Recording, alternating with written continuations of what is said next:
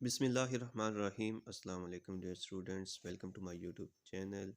आज हम सोशियोलॉजी के एसओसी 101 का लेक्चर नंबर 11 स्टार्ट करेंगे। तो आज का हमारा टॉपिक है कल्चर। तो ये हमने लेक्चर नंबर 9 और 10 के अंदर भी हमने कल्चर के बारे में पढ़ा और ये उसका अगला हिस्सा है। तो इसमें हम मुख्तलिफ क्लासेस को देखेंगे, सब कल्चर को देखेंगे, मल्टीकल्चरलिज्म को देखेंगे, काउंटर कल्चर क्या है। तो सबसे पहले बात करते हैं कल्चर बाय सोशल क्लास। तो इसमें ये कहते हैं कि जो कल्चर है वो सोशल क्लास की वजह से बहुत ज़्यादा फैला हुआ है और रोज़मर्रा ज़िंदगी के अंदर हम कल्चर को एक आर्ट के तौर पे देखते हैं। तो इसमें classical culture, music, dance and painting वगैरह ये सारी चीज़ें शामिल हैं। तो कुछ लोग इस कल्चर को डिस्क्राइब इस तरह करते हैं कि जो डेली बेसिस पे थिएटर की तरफ जाते हैं, थिएटर में जाते हैं, तो वो उसको कल्चर्ड कहते हैं। क्योंकि वो सोचते हैं और उनकी ये सोच है कि वहाँ पे ज़िंदगी को बहुत अच्छे अंदाज में दिखाया गया है।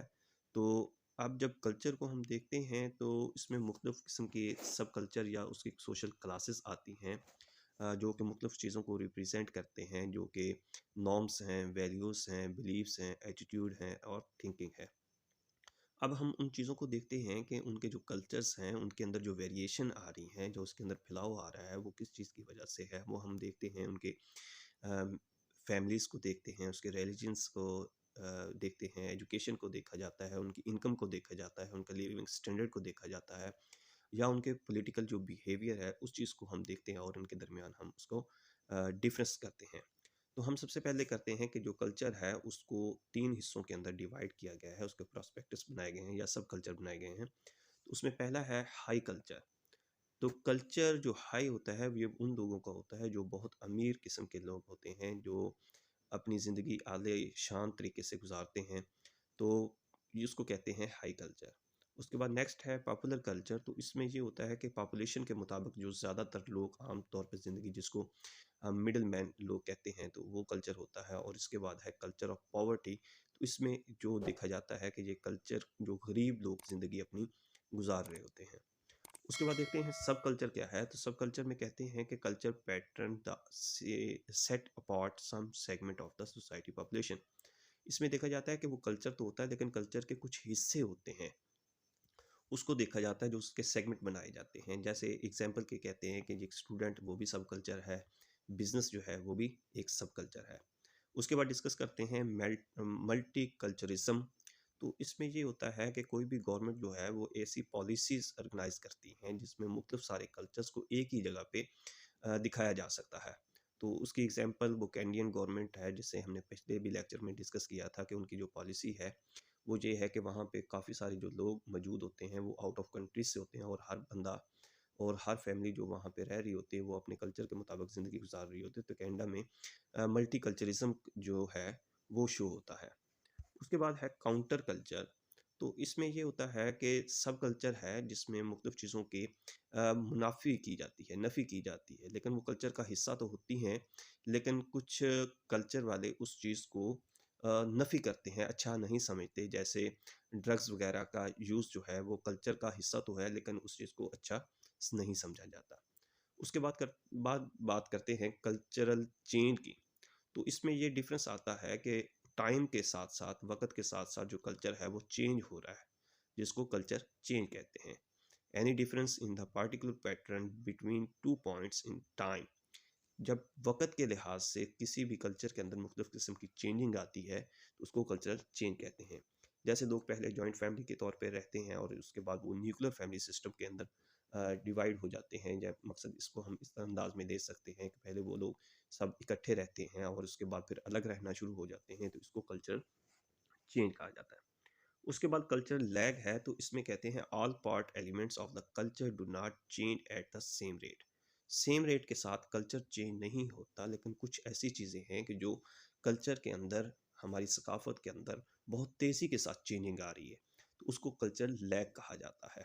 तो ऐसी आपकी आदत जो कि बहुत मुश्किल से चेंज होती हैं लेकिन बहुत तेज़ी के साथ चेंजिंग आ रही है, तो इसको विलियम एफ ऑगबर्न जो थे उन्होंने कल्चर गैप का या लैब का जो डिफरेंस था उसके बारे में हमें बताया कि जैसे हमारे इस तरह हम मिसाल ले सकते हैं कि जो ऑटोमोबाइल है वो बहुत ज़्यादा चेंज आ रहा है, या उसकी टेक्नोलॉजी जो है वो बहुत ज़्यादा फास्ट हो रही है और हमारे कल्चर को चेंज कर रही है बनिस्बत के हमारी सड़कें, रोड जो उतनी तेज़ी के साथ चेंज नहीं हो रहे जितनी तेज़ी के साथ ऑटोमोबाइल चेंज हो रहे हैं।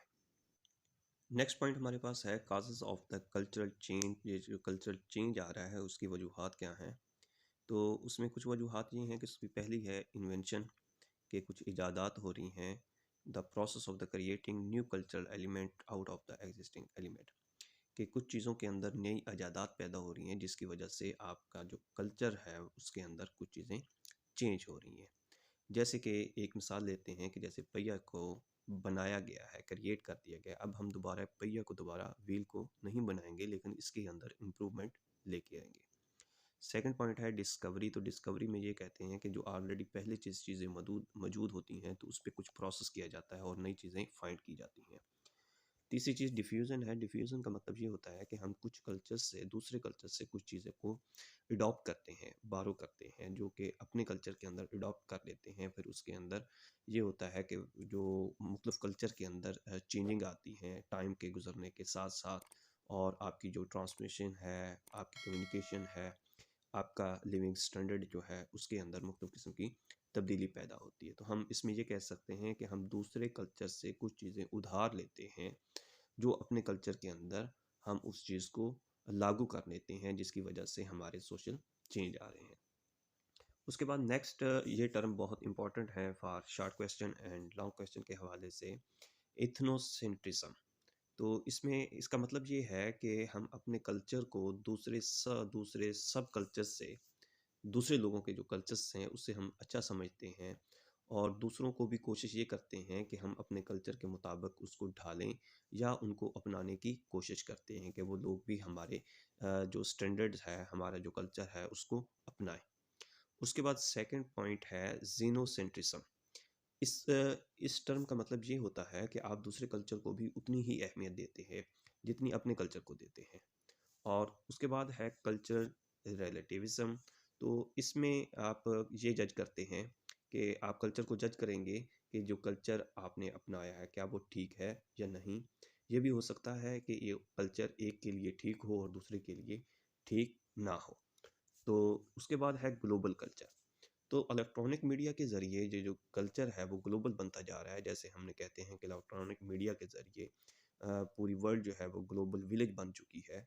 तो इसमें हम ये देखते हैं कि हम दूसरे मुल्कों की ड्रेसिंग है जो उसको इस्तेमाल कर रहे हैं, उसको यूज़ कर रहे हैं, जीन्स को पहन रहे हैं, एक जैसा म्यूज़िक को सुन रहे हैं, और मुख्तलिफ़ किस्म के प्रोडक्ट जो हैं वो मुख्तलिफ़ कंट्री के हम वो यूज़ करते हैं। इंटरनेशनल लैंग्वेजेस जो हैं वो कम्युनिकेट कर रहे हैं, हम इस्तेमाल कर रहे हैं। जैसे हम इंग्लिश, हमारी कौमी ज़ुबान उर्दू है लेकिन हम इंग्लिश को ज़्यादा प्रेफर करते हैं, इंग्लिश को बोलने वाले को अच्छा ज़्यादा समझते हैं। तो मुख्तलिफ़ चीज़ों को हम अडॉप्ट कर रहे हैं। तो ये कल्चर ग्लोबल कल्चर के ज़ुमरे में आती है।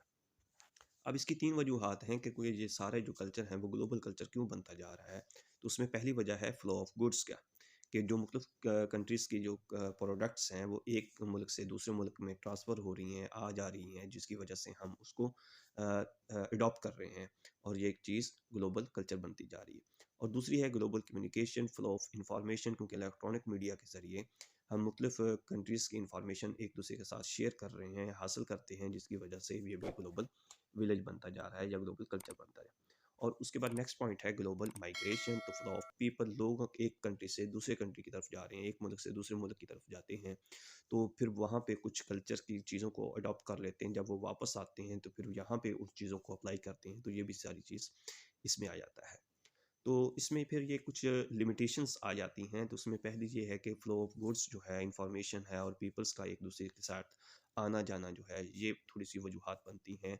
सेकंड में कहते हैं कि ग्लोबल कल्चर थीसिस जो अज्यूम करते हैं कि जो हर जगह पे मुख्तलिफ लोग आ जा रहे हैं, क्या उसकी वजह से कुछ फ़र्क पड़ रहा है या नहीं हो रहा। और तीसरा ये है कि जो कल्चर प्रैक्टिसेस है now found through out the world, क्या हर दुनिया के अंदर उस जैसा सेम रिजल्ट आ रहा है, कल्चर चेंज आ रहा है या नहीं आ रहा, किसी जगह पे ज़्यादा आ जाता है और किसी जगह पे कम आ जाता है। इसके बाद नेक्स्ट पॉइंट है culture culture and human freedom, क्या जो कल्चर और ह्यूमन फ्रीडम के दरमियान क्या कनेक्शन है? इसमें लास्ट पे 2 पॉइंट लिखे हुए हैं, कल्चर एज़ कंसंट्रेंट, तो can not live without culture therefore we have to accept. इसके अंदर जो कल्चर है वो हमें बाउंड कर देता है, हम उसके बगैर ज़िंदा नहीं रह सकते। इस तरह समझें कि कल्चर हमें कैद कर देता है कुछ चीज़ों के पे, हम उसके बगैर ज़िंदा नहीं रह सकते या हम उसको अडॉप्ट किए बगैर हमारा गुज़ारा नहीं चलता। कल्चर एज़ फ्रीडम, तो कुछ ऐसी चीज़ें होती हैं, कुछ ऐसी अपॉर्च्युनिटीज़ होती हैं जिसके अंदर हमें कल्चर जो है वो हमें इजाज़त देता है, जिसको हम दूसरी दुनिया से उस कल्चर को अडॉप्ट कर सकते हैं, तो वो कल्चर एज़ फ्रीडम के ज़ुमरे में आ जाएगा। ये था आज का हमारा लेक्चर, उम्मीद करते हैं आपके लिए हेल्पफुल होगा। अगर आप मेरे चैनल पे नए हैं तो चैनल को ज़रूर सब्सक्राइब कीजिएगा, लाइक कीजिएगा और वीडियो को शेयर कीजिएगा और साथ ही बेल आइकन को ज़रूर प्रेस कीजिएगा ताकि हर नई आने वाली वीडियो आप तक पहुँच सके। मिलेंगे नेक्स्ट वीडियो के साथ, तब तक अपना ख्याल रखिएगा। अल्लाह हाफ़िज़।